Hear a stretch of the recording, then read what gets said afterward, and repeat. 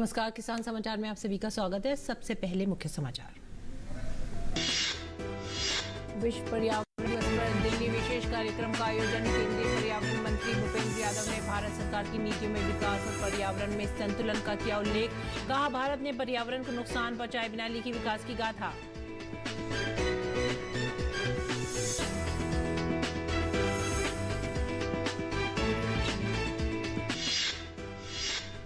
केंद्रीय मंत्री डॉक्टर जितेंद्र सिंह ने भदरवा में 2 दिवसीय लेवेंडर उत्सव का किया उद्घाटन। कहा, जम्मू कश्मीर का भदरवा भारत की लेवेंडर राजधानी और कृषि स्टार्टअप गंतव्य के रूप में उभरा। भदरवा की घाटी को बताया केंद्र की मौजूदा प्रगतिशील सरकार के विकास का बेहतरीन उदाहरण।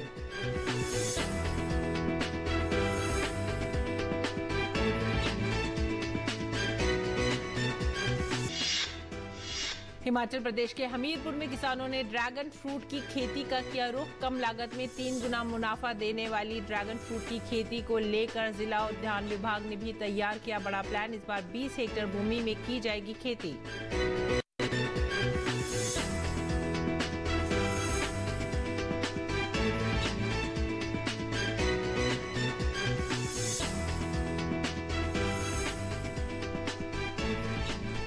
मुख्य समाचार के बाद खबरें अब विस्तार से। विश्व पर्यावरण दिवस के मौके पर दिल्ली के विज्ञान भवन में एक विशेष कार्यक्रम का आयोजन किया गया।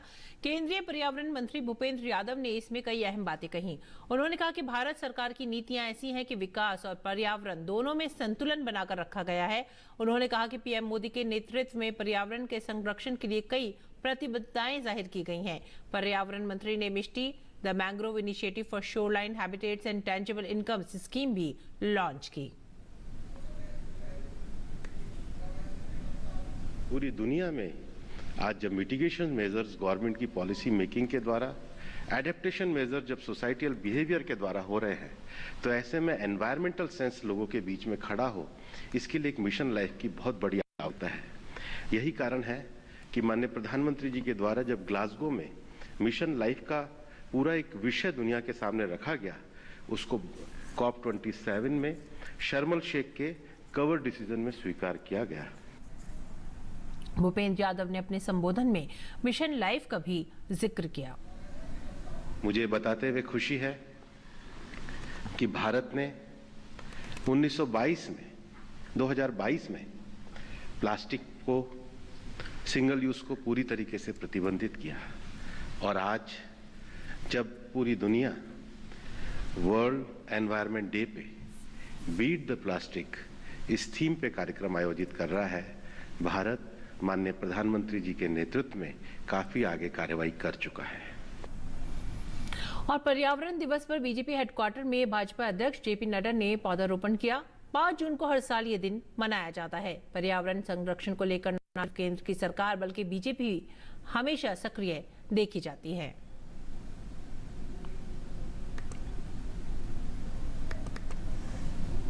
प्रयागराज में संगम के तट पर एक पृथ्वी और बनाई गई है। जी हां, पर्यावरण दिवस के खास अवसर पर सैंड आर्टिस्ट अजय और मनोज ने रेस से 15.24 मीटर के गोले में पृथ्वी की आकृति बनाई है, जिसमें 120 फीट लंबे और 40 फीट चौड़ाई वाले हिस्से में अंग्रेजी में वर्ल्ड एनवायरनमेंट डे लिखा गया है। अपने सैंड आर्ट के जरिए इन कलाकारों ने पर्यावरण संरक्षण की अपील की है।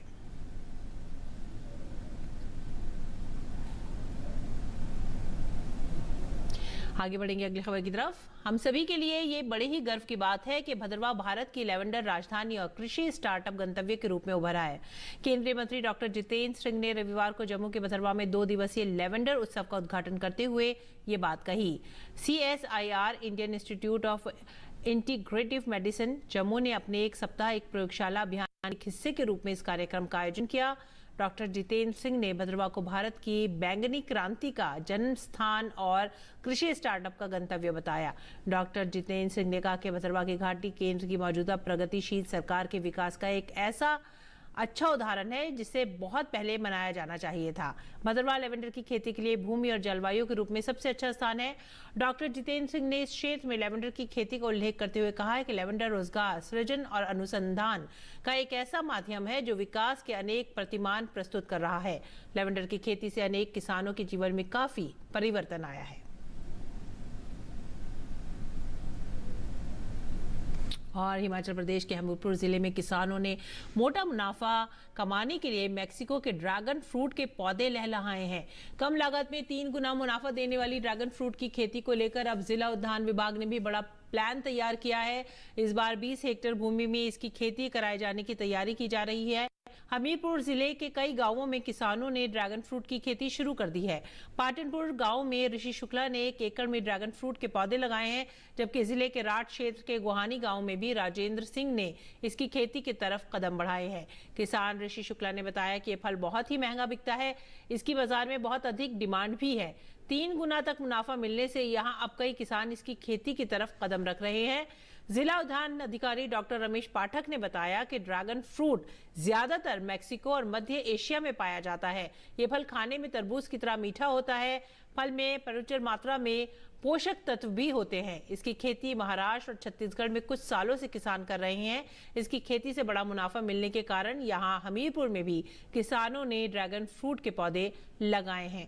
उन्होंने बताया कि 1 एकड़ में करीब 300 पौधे लगाने पर 6 लाख रुपए तक का फायदा सीधे तौर पर किसानों को मिलता है, जबकि 1 एकड़ में फल तैयार करने में करीब 2 लाख रुपए की लागत आती है।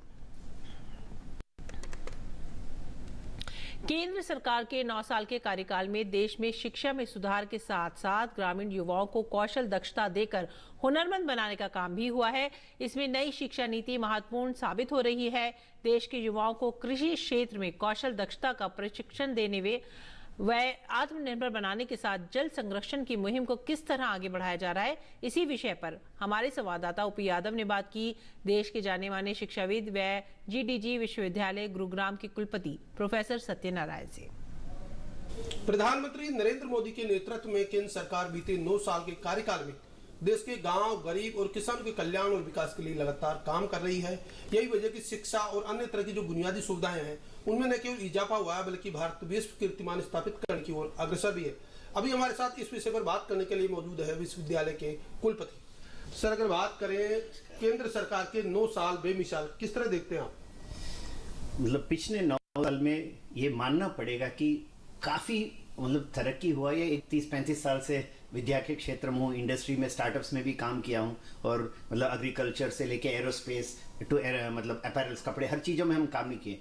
तो अभी जो वेग दिखाई दे रहा है हर चीज में, आई थिंक ये काफी बदला हुआ है। न्यू एजुकेशन पॉलिसी को हम देखें तो कृषि क्षेत्र और अन्य क्षेत्रों में किस तरह इससे बच्चों को फायदा होगा, कौशल दक्षता और उनका सार्वजनिक निर्माण? नया शिक्षा नीति का मेन आधार ये है कि सिर्फ टू नो, जैसे ना सिर्फ जानकारी के लिए पढ़ना नहीं, जानना भी है, सोचना है, समझना है, उससे समझकर मल्टी डिसिप्लिनरी हर सब्जेक्ट को यूज कर काम भी करना है और उसमें आविष्कार भी करना है। प्रधानमंत्री जी हमेशा बात करते हैं कि ग्रामीण भारत का विकास जब तक नहीं होगा तब तक देश का विकास नहीं हो सकता। एज ए वाइस चांसलर और शिक्षाविद, आप गाँव में किस तरह शिक्षा को बढ़ा रहे हैं? आई थिंक ये अब सारा मौका रूरल एरिया में ही है। नए नए सोच, नए आविष्कार, क्योंकि छोटे छोटे चीज में इंक्रीमेंटल इनोवेशन, आविष्कार जो है, जब हम रूरल जाएंगे, उधर लोग बाग को मदद करेंगे, उनकी जो परेशानियां हैं उसे हल करने की कोशिश करेंगे, तो उसमें मौका बहुत ज्यादा है। किस तरह देखते हैं शिक्षा के जरिए कृषि क्षेत्र का उन्नयन और आत्मनिर्भर भारत की संकल्पना? कोई भी एग्रीकल्चर प्रोड्यूस ले, जस्ट एग्रीकल्चर ही लाओ कि we are number 2 globally, but in every produce we are 1 to 5। कोई भी फल हो, फूल हो, एग्रीकल्चर का हो, मछली हो, लाइव स्टॉक हो, हम 1 से 5 के अंदर है, लेकिन हमारा दुनिया में सबसे ज्यादा वेस्टेज भी है। तो इसी के लिए पोस्ट हार्वेस्टिंग, कृषि के बाद, कटाव की बाद जो लॉसेस है, वो पहले तो कटाव में भी टेक्नोलॉजी लाना चाहिए, ड्रिप इरिगेशन लाना चाहिए, प्रोडक्टिविटी बढ़ाना है ताकि उसकी मूल्यता बढ़ जाए फार्मर की। लेकिन उसके बाद जो लॉसेस है कॉलोसल है, क्योंकि हमारे स्टोरेज उतने बन नहीं पाए, हमारे प्रोडक्टिविटी सरकार की नीति, साइंटिस्ट के काम से बहुत बढ़ गया। तो इसीलिए अब शिक्षा की प्रणाली इसको अडेप्ट कर इनोवेशन करना बहुत जरूरी है। तो किस तरह देखते हैं शिक्षा के जरिए जल संरक्षण और विश्वविद्यालयों के साथ मंत्रालय का तालमेल?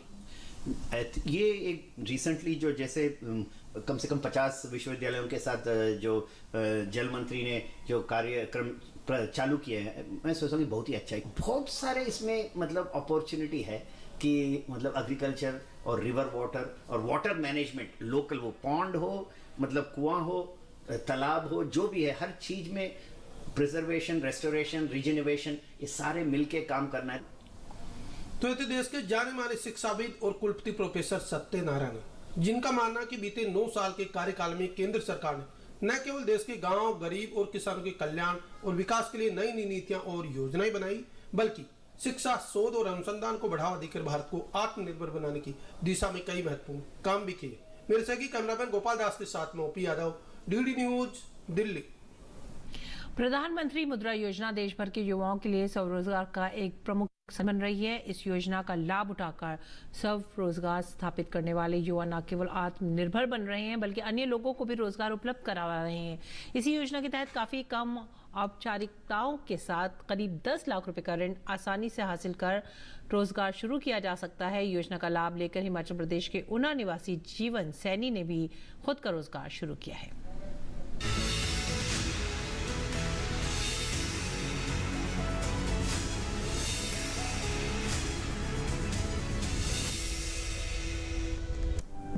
प्रधानमंत्री मुद्रा योजना युवाओं के लिए वरदान साबित हो रही है। कोरोना काल में जहां युवाओं को अपनी नौकरी गंवानी पड़ी, वहीं मुद्रा योजना ने उन्हें स्वरोजगार स्थापित करने में सशक्त मदद उपलब्ध करवाई है। योजना के तहत 8,60,000 रुपए तक का ऋण हासिल कर हिमाचल प्रदेश के ऊना निवासी जीवन सैनी ने जिला मुख्यालय में हिमाचल धाम के नाम से रेस्तरां शुरू किया है। जीवन सैनी ने मूल रूप से सिविल इंजीनियर की डिग्री हासिल की है और वे स्वरोजगार की दिशा में कदम बढ़ाना चाहते थे। ऐसे में उन्होंने प्रधानमंत्री मुद्रा योजना का लाभ लेकर हिमाचली व्यंजन परोसने का निर्णय लिया। उन्होंने अन्य लोगों, विशेषकर युवाओं से इस योजना से लाभ लेकर स्वरोजगार की दिशा में आगे बढ़ने का आह्वान किया है। मुद्रा लोन वगैरह लेके अपना कर सकते हैं अच्छे से काम, कोई बहुत ज़्यादा फॉर्मेलिटी भी नहीं है इसमें। बस ये है कि काम का बंदे को पता होना चाहिए कुछ। अभी है कि काम भी अच्छा चल रहा है यहाँ पे, और ये है कि और बंदों को भी रोजगार मिल रहा है साथ। ऊना में स्टेट बैंक ऑफ इंडिया के फील्ड अधिकारी मोहित भाटिया ने बताया कि बेरोजगार युवाओं को अपना स्वरोजगार स्थापित करने में प्रधानमंत्री मुद्रा योजना मददगार बनी है। उन्होंने कहा कि योजना का लाभ लेने के इच्छुक युवा बैंक से भी इस संबंध में जानकारी हासिल कर सकते हैं। प्रधानमंत्री मुद्रा योजना बड़ी ही अच्छी योजना है, जिसमें बेरोजगार लोग 10 लाख तक लोन ले सकते हैं। उसमें किसी भी तरह की कोलेट्रल देने की ज़रूरत नहीं पड़ती और सरकार ने ये योजना शुरू करके एक बड़ा अच्छा अवसर दिया है उन बेरोजगार लोगों के लिए जो सेल्फ एम्प्लॉयड बन सकते हैं। इसमें बड़ी ही कम फॉर्मेलिटी पे 10 लाख तक लोन दिया जा सकता है और अपनी मर्जी का कार्य शुरू किया जा सकता है। कुल मिलाकर प्रधानमंत्री मुद्रा योजना बेरोजगार युवाओं के सपनों को साकार करने में कारगर साबित हुई है। ऊना से अमित शर्मा की रिपोर्ट, डीडी न्यूज।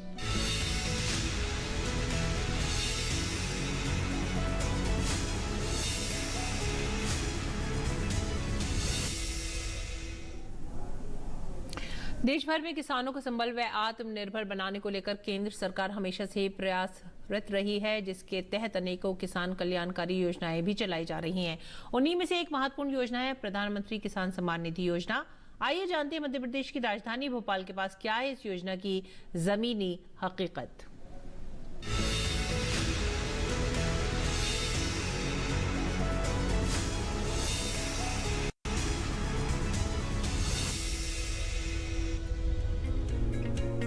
देश में किसान भाइयों को आर्थिक बल देने के उद्देश्य से केंद्र की मोदी सरकार ने 1 दिसंबर 2018 से पीएम किसान सम्मान निधि योजना की शुरुआत की थी। इसके अंतर्गत छोटे और सीमांत किसानों को साल में 6,000 रुपए की राशि 3 किस्तों में मिल रही है। ऐसे में भारत सरकार की ये योजना छोटे किसानों के लिए सहायक व उपयोगी सिद्ध हुई है, क्योंकि अब मौसम की मार से फसलों को होने वाले नुकसान हो या फिर बुआई से ठीक पहले नकदी संकट, इन सभी समस्याओं से जूझने वाले किसानों को निजात पहुंचाने के साथ ही खाद, बीज की खरीदी से लेकर अन्य घरेलू जरूरतों को पूरा करने में ये योजना वरदान साबित हुई है। 2,000 रुपये मिलते हैं, 4 महीने में 3 किस्तें आ रही हैं। इसमें सहयोग मिलता है इन पैसों से? हाँ जी, मिलता है ना। और देखो, किसानी में बहुत से काम हैं, बखर चलवाना है, खाद लेना है या लेना है, उसमें बहुत सारा मिलता है। कि मतलब ये जो योजना है यह कारगर है सबल बनाने के लिए किसानों को? बिल्कुल 100%। मैं फसल में लगाता हूँ, खाद बीज ज़रूरत पड़ती है तो खाद बीज के लिए ले लेता हूँ, और घर में जैसे बच्चे बीमार होते हैं तो बच्चों के लिए घर में जैसे कोई सामान नहीं है तो उसमें लगा लेते हैं। साल में 3 से 4 किस्त आ जाती है। पीएम किसान सम्मान निधि योजना ने वाकई इन छोटे और सीमांत किसानों के लिए सम्मान से खेती करने और सम्मान से अपने परिवार का पालन पोषण करने के लिए संबल दिया है। भोपाल से विनोद डोलेकर के साथ ब्यूरो रिपोर्ट, डीडी न्यूज।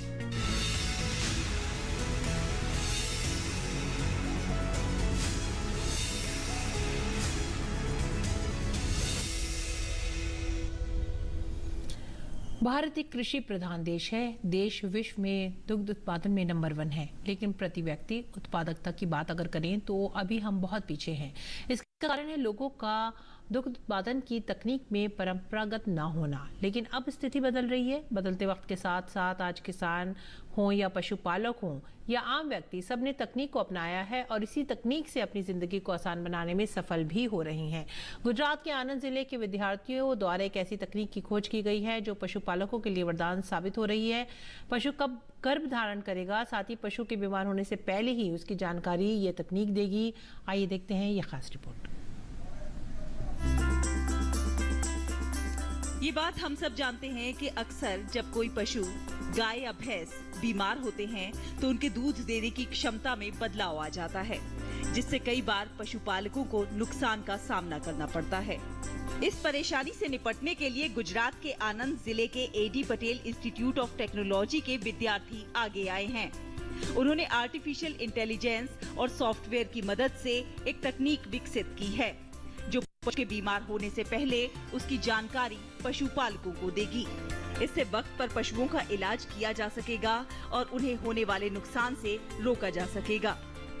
हमने 2 डिवाइस बनाए जिससे हमारे जो 3% दूध जो हर साल हम उपयोग में नहीं ला सकते, उसमें से कुछ प्रतिशत बचा सके और कुछ राज्यों की ज़रूरतों को पूरा कर सके।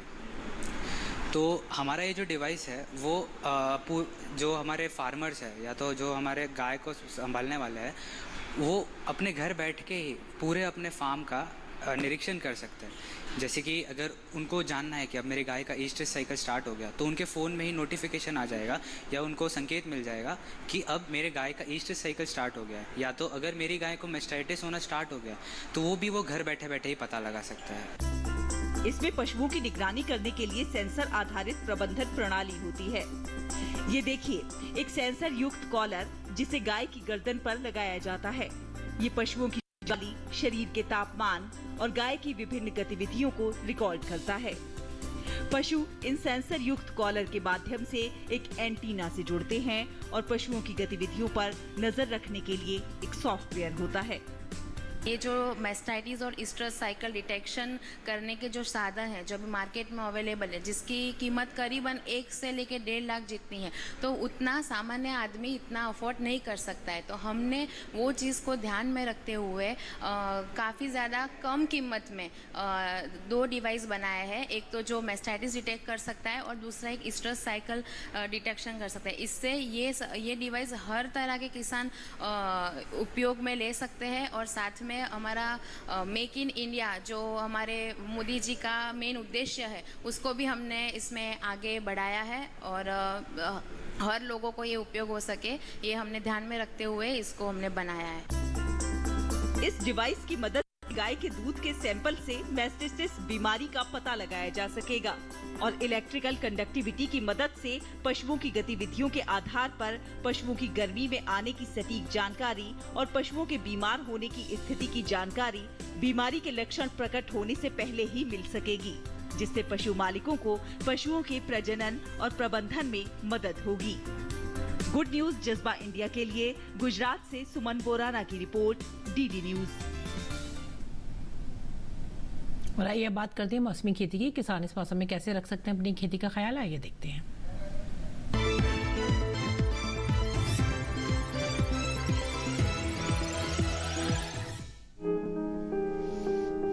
हिमाचल प्रदेश में मटर की बुआई करें। मटर के खेत में निराई और गुड़ाई कर लें। यहाँ आलू के खेत में पर्याप्त नमी बनाए रखें। किसान सेब के बागों में जरूरी उर्वरक डालें। वहाँ गेहूं की कटाई कर सकते हैं। हिमाचल प्रदेश में टमाटर के खेत से पानी की निकासी की उचित व्यवस्था करें। टमाटर की रोपाई करें हैं। साथ ही बैंगन के खेत से जल निकासी का प्रबंध कर लें। अभी भिंडी की बुआई कर सकते हैं। हिमाचल प्रदेश में करेले की रोपाई करते रहें। किसान लौकी की रोपाई कर लें। इसके अलावा प्याज की खुदाई करें। प्याज के खेत में सिंचाई कर लें। उत्तराखंड में सोयाबीन की बुआई कर लें। किसान धान की रोपाई कर सकते हैं। वहीं मक्के की बुआई करते रहें। मक्के के खेत से पानी की निकासी की उचित व्यवस्था करें। इसके साथ ही मूंग के खेत में निराई और गुड़ाई कर लें। इसी तरह अरहर के खेत में निराई और गुड़ाई करें। अभी लाल मिर्च की तुड़ाई कर लें। किसान गन्ने के खेत में सिंचाई करते रहें। इसके अलावा भिंडी की तुड़ाई कर सकते हैं। साथ ही अमरूद के बागों में सिंचाई करते रहें।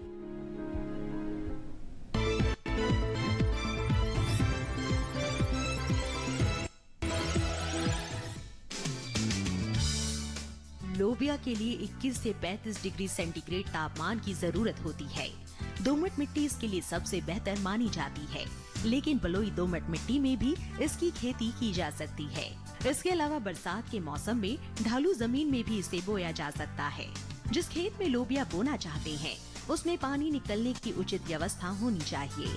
1 हेक्टेयर में कितना बीज डालना है, ये इस बात पर निर्भर है कि आप किस मकसद से इसे बो रहे हैं। फलियों के लिए 20 से 25 किलो, दाने के लिए 30 से 35 किलो और हरे चारे के लिए 35 से 40 किलो बीज प्रति हेक्टेयर लगेगा। दाने और फलियों के लिए कतार में बीज बोए, जबकि हरी खाद के लिए बीज को खेतों में छिड़क दे। लोबिया के लिए 10 से 15 किलो नाइट्रोजन और 20 किलो फास्फोरस प्रति हेक्टेयर की दर से बुआई से पहले ही डाल दे। बुआई के 20 से 25 दिन बाद खेत की निराई गुड़ाई कर ले। ज्यादा खरपतवार उगने पर दोबारा निराई करे। लोबिया में सूत्रकृमि और पीला रोग का खतरा रहता है। पीला रोग को मोजेक भी कहा जाता है। रोकथाम के लिए ग्रीष्मकालीन लोबिया में ज्वार की मिश्रित फसल ले। लोबिया में माहू और फली भेदक कीट का भी खतरा रहता है। फसलों में लगने वाले इन रोगों और कीटों से बचाव के लिए किसान विशेषज्ञों की सलाह से उचित दवाओं का छिड़काव करें।